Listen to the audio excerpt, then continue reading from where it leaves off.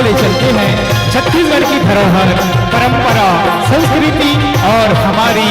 वनवासी अंचल की ओर। और जय मां शारदा, बिटिया सोनित, जस जगराता मानस परिवार, तामाशोड़ी मुखेतरा आप सबके श्री चरण में हार्दिक प्रणाम करते हुए, हार्दिक वंदन करते हुए आप सबके स्वागत करत हूँ और आमंत्रित कराओ आदरणीय सुश्री कुमारी हीरा साहू जी जो मुख्य स्वर है और